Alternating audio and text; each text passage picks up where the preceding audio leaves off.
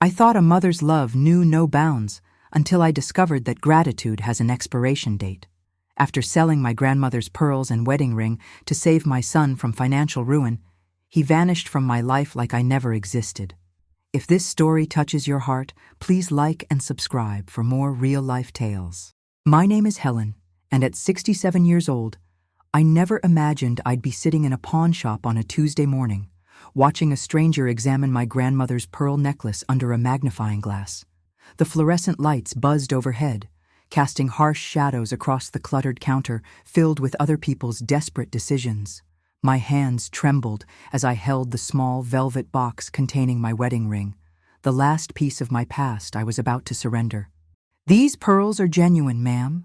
Beautiful craftsmanship from the 1940s, the pawnbroker said, his voice professionally neutral.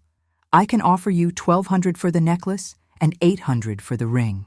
$2,000. That's what 60 years of memories were worth in cold, hard cash."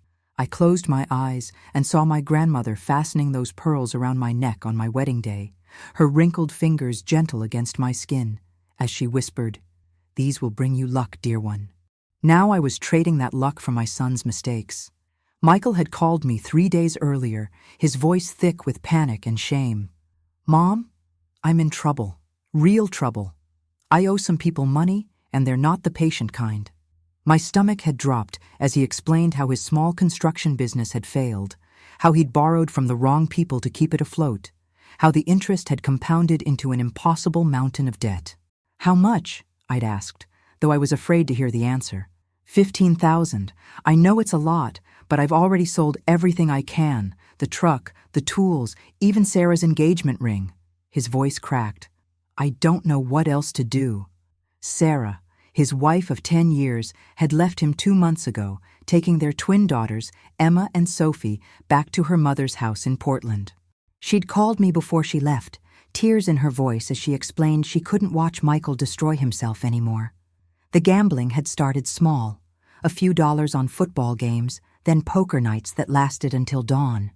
By the time she realized how deep he'd fallen, their savings were gone, and strangers were calling the house at all hours.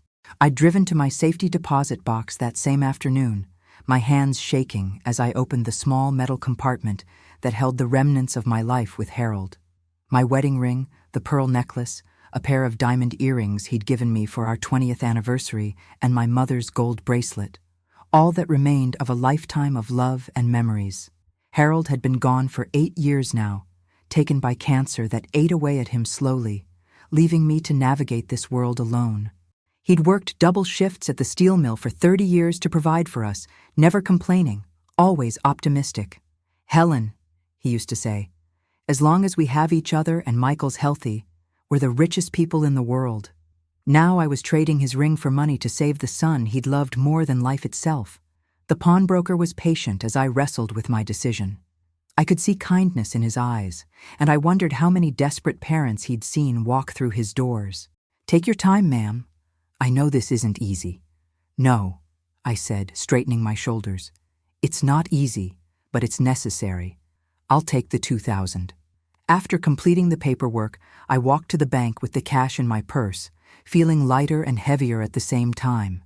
The remaining 13,000 would have to come from my savings account, money I'd carefully hoarded from Harold's life insurance and my small pension from 20 years of working at the elementary school cafeteria. That evening, I called Michael. "I have the money," I said simply.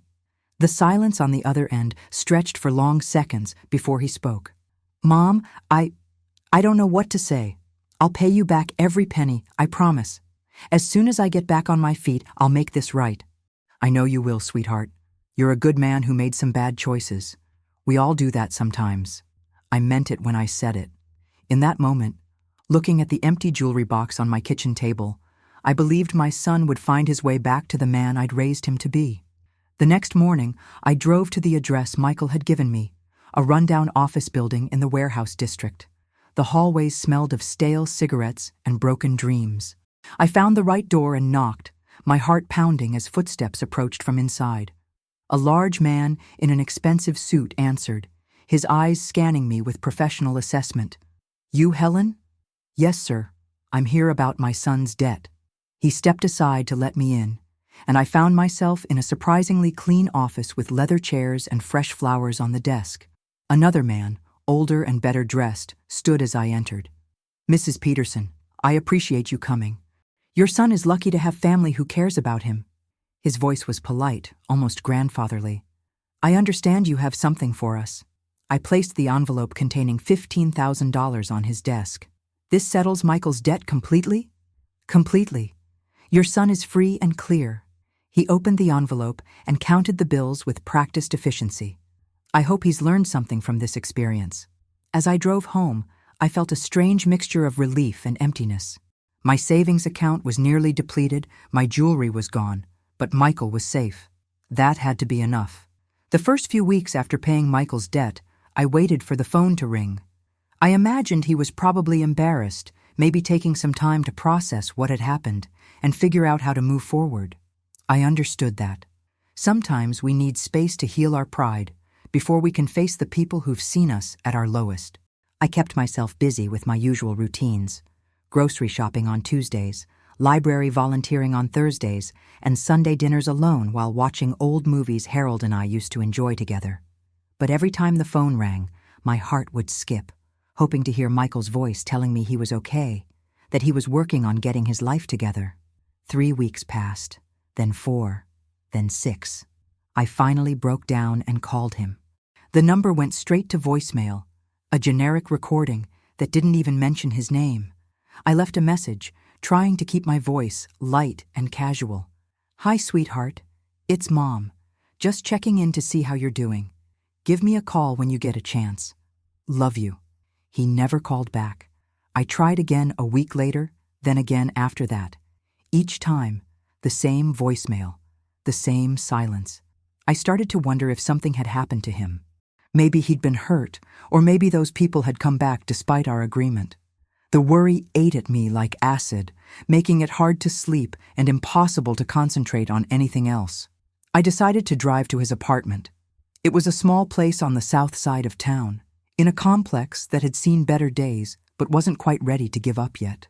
I knocked on his door, my heart pounding with anticipation and dread. A woman I didn't recognize answered. She was young, maybe 30, with tired eyes and a baby on her hip. "Can I help you?" "I'm looking for Michael Peterson. He lives here?" She shook her head. "Nobody by that name here. We moved in about 3 weeks ago. You might want to check with the leasing office." The leasing office confirmed what I already knew in my heart.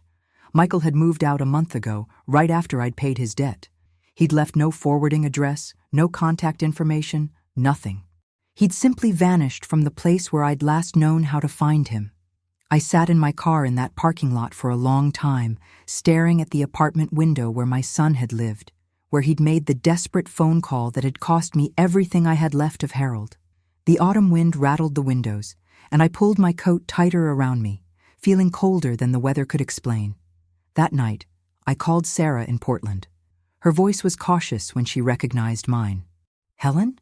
Is everything okay? I'm trying to reach Michael. I was wondering if you'd heard from him recently." There was a pause. "Helen, I haven't talked to Michael in over 2 months. Not since I left. Has something happened?"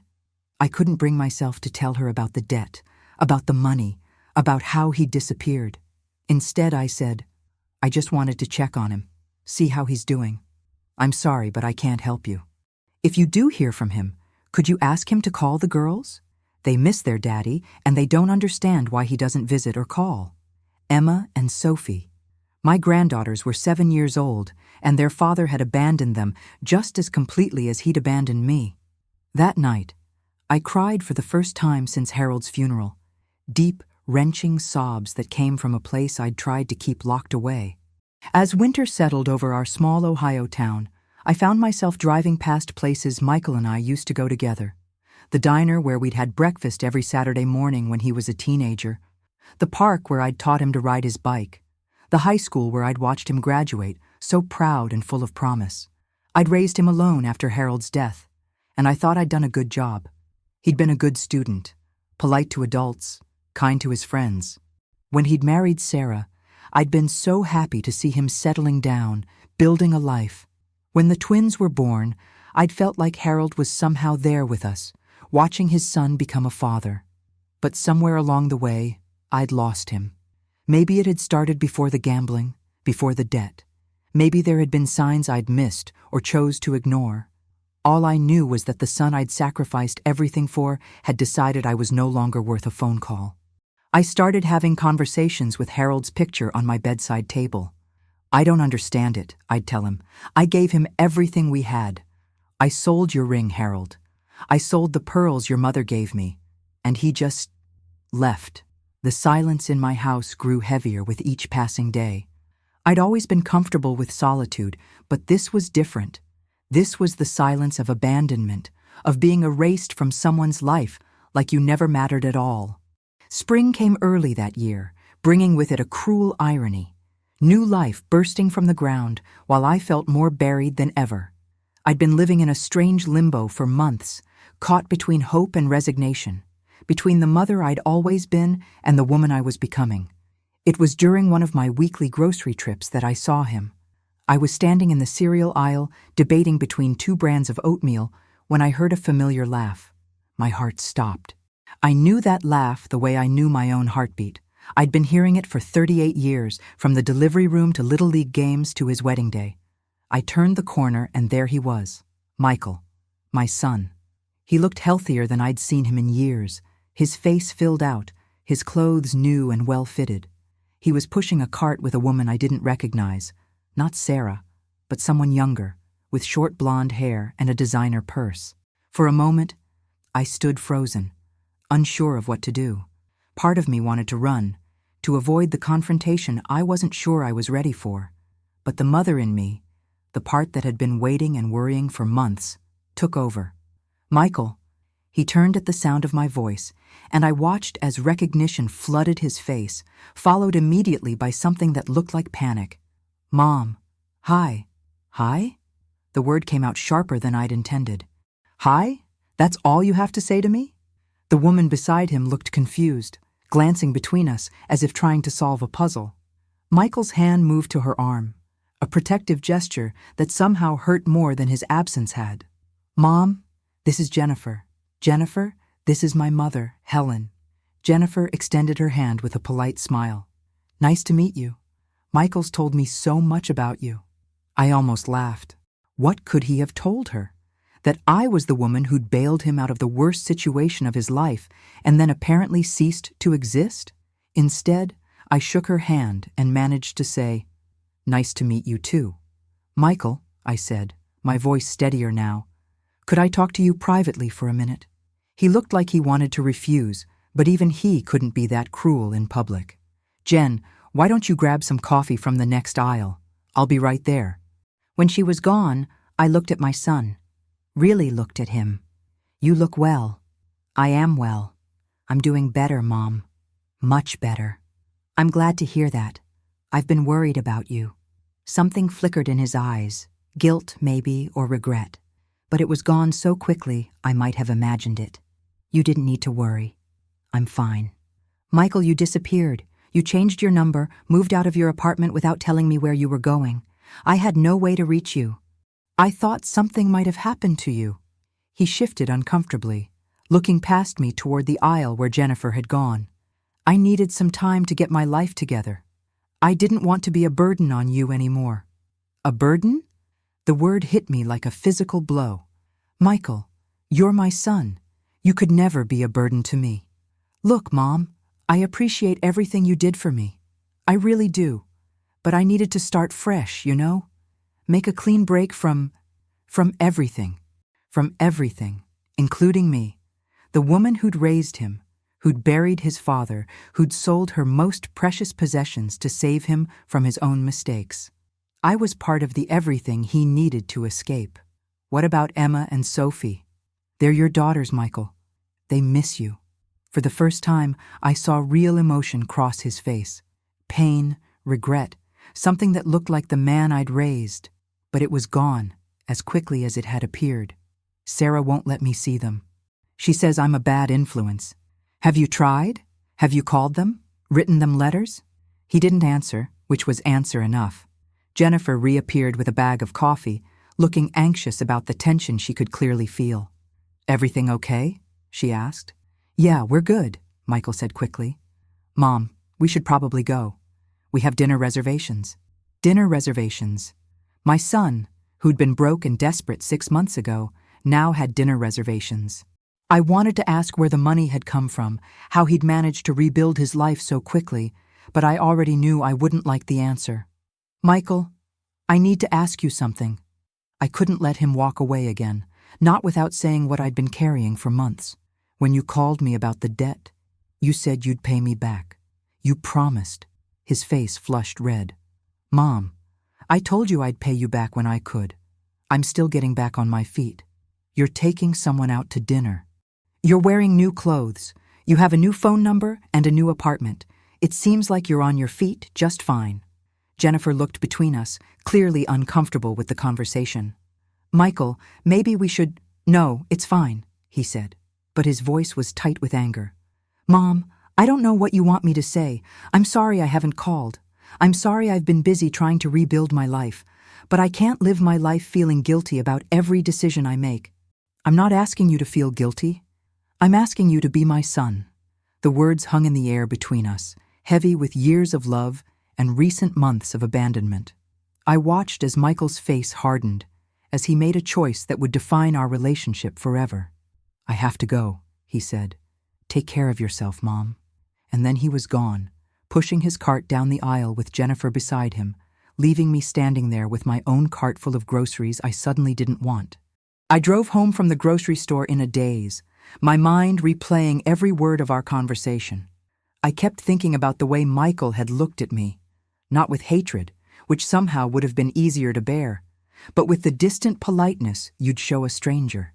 That's what I'd become to him, a stranger who happened to share his history. That night, I sat at my kitchen table with a cup of tea growing cold in my hands, staring at the empty spot where Harold's picture used to sit. I'd moved it to the bedroom months ago because seeing his face every morning had become too painful. Now I wished I had it here, wished I could talk to him about what our son had become. But even as I sat there drowning in self-pity, something was changing inside me. The shock of seeing Michael, of realizing how completely he'd written me out of his life, had cracked something open. For months, I'd been waiting for him to remember that he loved me, to call and apologize, to somehow make this right. But watching him walk away in that grocery store, I finally understood. He wasn't coming back. And maybe that was okay. The thought surprised me. For so long, I'd defined myself by my relationships to other people: Harold's wife, Michael's mother, Emma, and Sophie's grandmother. But all of those roles had been taken from me, one by death, the others by choice. So who was I now? Who was Helen Peterson when she wasn't being needed by someone else? I started to find out over the following weeks. I began taking longer walks through the neighborhood, noticing things I'd never paid attention to before. The way Mrs. Chen from 3 houses down had turned her front yard into a small garden paradise. The family of cardinals that nested in the oak tree by the mailbox. The way the morning light hit the kitchen window just right at 7:30, painting golden rectangles on the worn linoleum floor. I also started talking to people. Real conversations, not just the polite pleasantries I'd been hiding behind. At the library, I struck up a friendship with Margaret, another volunteer who'd been widowed for 5 years. We discovered we both loved mystery novels and had both been struggling with the loneliness that comes with reinventing yourself in your 60s. The hardest part, Margaret told me one Thursday as we shelved returns, is learning that your worth isn't measured by how much other people need you. I spent 40 years taking care of everyone else, and when Robert died, I didn't know how to take care of myself. Her words resonated with something deep inside me. I'd been so focused on being needed that I'd forgotten how to need myself, how to value my own life independent of my service to others. I decided to do something I'd never done before. I took a class. The community college offered watercolor painting for seniors, and on a whim, I signed up. The first day, I sat in a room full of strangers with a blank piece of paper in front of me, having no idea what to do. But the instructor, a patient woman named Carol, encouraged us to just start somewhere. "Art isn't about perfection," she said. "It's about expression. Paint what you feel, not what you think you should feel. I painted my grief. I painted my anger. I painted the empty jewelry box that still sat on my dresser, a reminder of choices I'd made and couldn't unmake. But I also painted the sunrise I'd watched from my kitchen window, the cardinals in the oak tree, the way the light looked when it filtered through the leaves. 3 months into the class, I painted my first portrait, not of Michael or Harold or the granddaughters who barely knew me, but of myself. I looked at my reflection in the small mirror Carol had given us and really saw myself for the first time in years.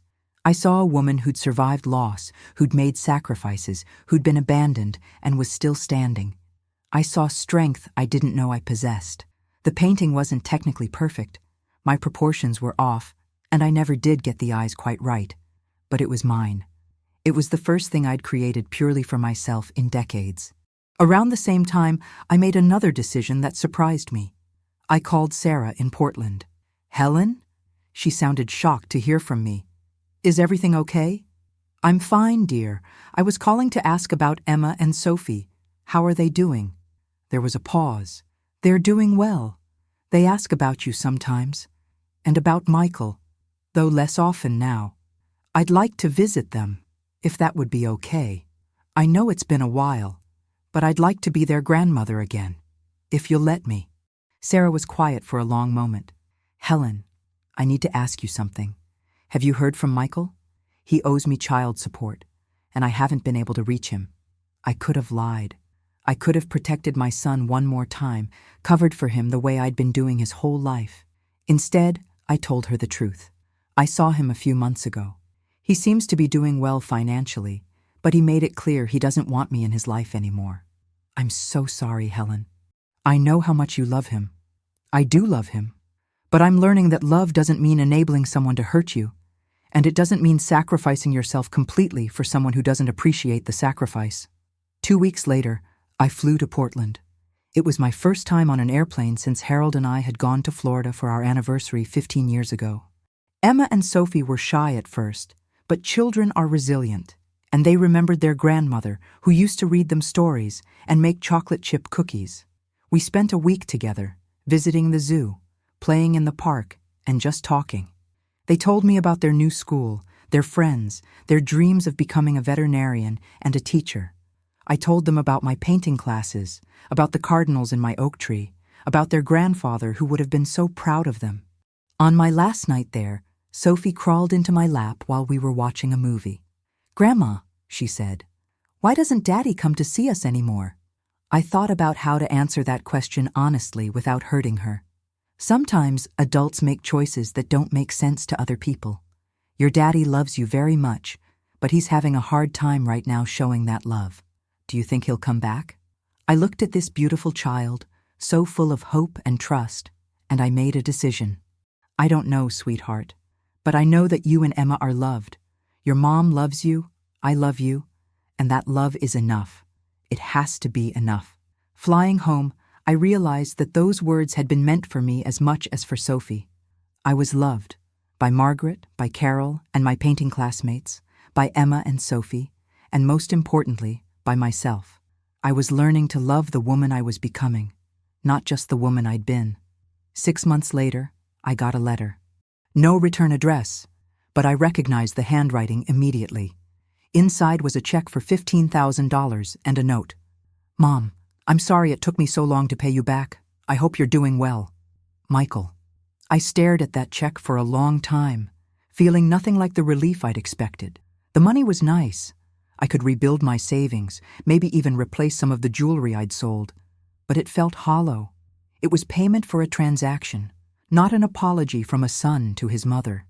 I deposited the check and used part of it to buy art supplies. Good ones, not the cheap set I'd been using in class. I bought canvases and professional-grade paints, brushes that felt like silk against my fingers. I set up a small studio in what used to be Michael's bedroom, clearing out the last remnants of his childhood to make room for my Renaissance. My latest painting sits on the easel now, a self-portrait, but different from the first one.